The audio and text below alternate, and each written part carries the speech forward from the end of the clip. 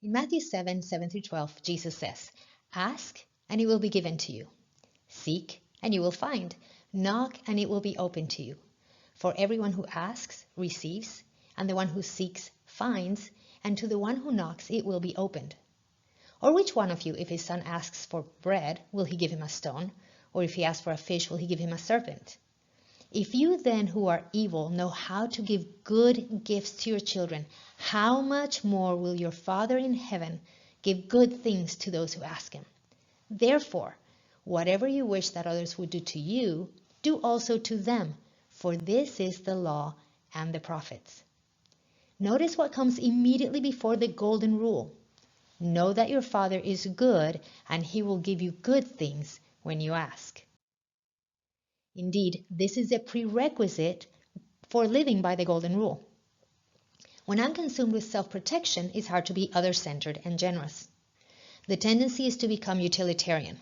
That means relating to others on the basis of what they can do for me. It's exactly the opposite of Jesus, who freely gives. And it's the opposite of the golden rule, which is to treat others how we want to be treated, to do for others first what we would like to have done for us, to take the initiative and be for the other before we are for ourselves. It's this life orientation that is looking for what we can give rather than what we can get. When we don't have a revelation of what God has done for us, then we are in self-protection mode, which means that I'm always going to be looking for the opposite. I'm going to be looking for what I can get instead of what I can give. But when we have a revelation of the goodness and overflowing love of the Father and of our sonship, then we know we have nothing to lose, nothing to hide, nothing to fear, and nothing to prove. Then we can be other-centered. Then we can treat others with the same generous, kind, merciful, graceful, trusting, patient, loving, other-centered love that we receive from the Father. This is how we'd like to be treated, right? So this is how we ought to treat others.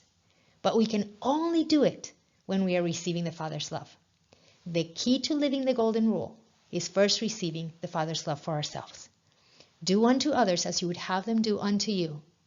But in order to do that, you must first receive from the one who perfectly loves us and perfectly gives without expecting anything in return.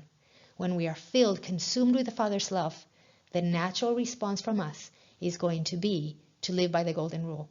And then we fulfill all the law and the prophets. It really doesn't get any easier than that.